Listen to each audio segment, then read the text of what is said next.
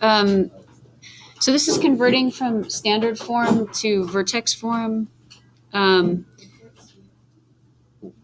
here we go. And so in the last unit, we graphed parabolas, and we had them in what's called vertex form right here, because why does vertex form make it easy to graph?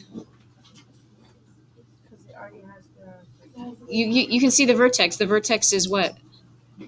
HK, yeah. And so that makes it easy. This standard form, we kind of just ignored it. We were like, I don't know.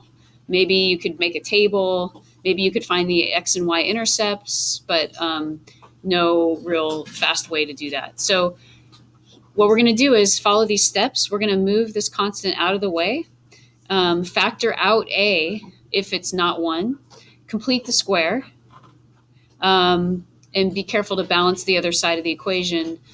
And then we will factor as a perfect square. So would you actually add step number 5 here? See if I can do that.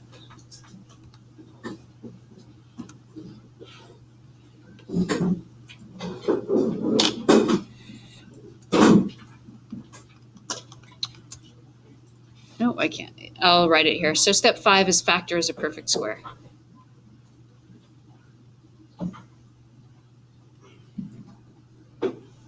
Factor as perfect square. So we go like this. Go like this. Okay, so our goal is to get this, it's in standard form. We want to get it in vertex form that's highlighted. That's our goal. So the first thing we do is move the constant out of the way. So we have y equals x squared minus 4x. And we're just going to put it like over here somewhere, plus 3 out of the way. Notice I'm not moving it to the other side. I'm just moving it out of the way. Okay, then do we need to factor out a? Nope. Okay, then we're going to complete the square. So what value would go here? So it's a perfect square trinomial. Yeah. Yeah, plus 4. So the thing is, because we're doing everything on the same side, you don't add 4 to the other side. You just subtract 4 from the same side. That's doing the same thing, right? Because I don't want to mess anything up. So if I add 4 on the same side, I have to subtract 4 on the same side, so I didn't mess it up. I didn't do anything, basically. I'm just manipulating it. So now this you'll recognize as a perfect square trinomial. How convenient. So we just factor that directly as a perfect square, which is x minus 2, quantity squared. We just practiced the whole worksheet of that. And then you just combine the 3 and the negative 4, and you get negative 1. So this is the answer. Remember, the theme here is equivalent forms. So now it's an equivalent form as before, but we could graph it because the vertex is at 2, negative 1. So now it gets a little trickier. So now when we have to factor out a, so let's try it here. So let's do one step at a time. Let's just move the constant over. So that's minus 1. We're not gonna mess with that. We're only looking at these two terms right here. So what can I factor out of 3x squared minus 6x? Just a 3, right? You just want to factor out the leading coefficient. It's just the 3, because remember the goal is to write it in a perfect square. So it's just x squared, in vertex form. So x squared minus 2x. So you just factor out a only. Just the directions are correct. Factor out a. Now in this box, is everyone with me so far? I did 2 things. I moved the constant out of the way and I factored a out. Okay, I have to add the thing that lets me factor it as a perfect square. What is that thing?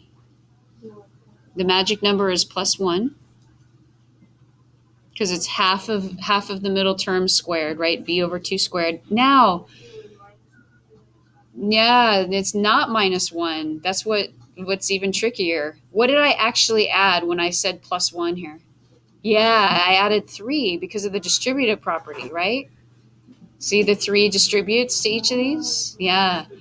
So I have to -3, yes. And now I'm ready for my final answer. So you get y equals 3, and then as a perfect square, we get x -1 as a perfect square, which is what we wanted. That was the whole reason we went through this drill, and then just combine those -4.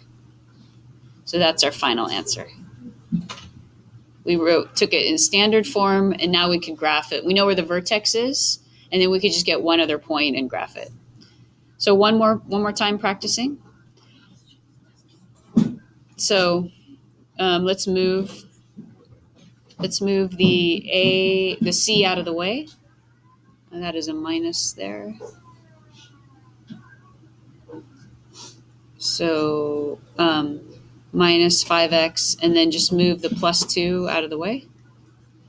And then what is a here?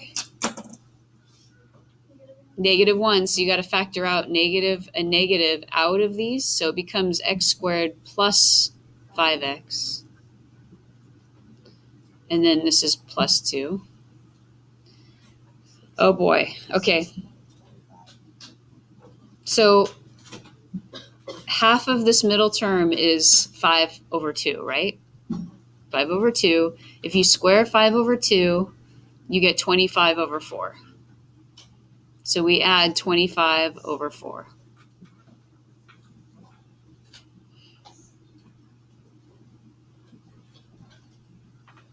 And so really, to balance it, what we really added was minus 25/4 because of the negative in front. So we have to add 25/4.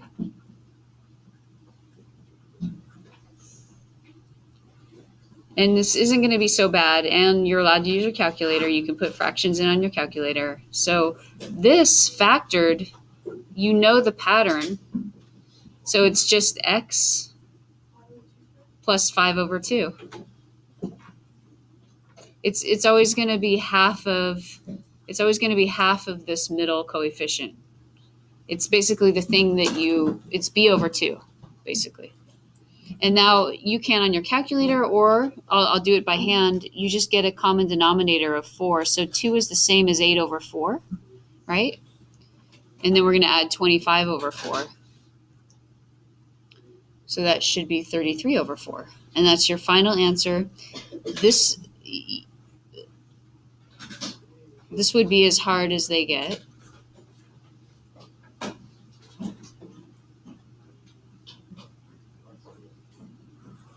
And that would be your final answer there.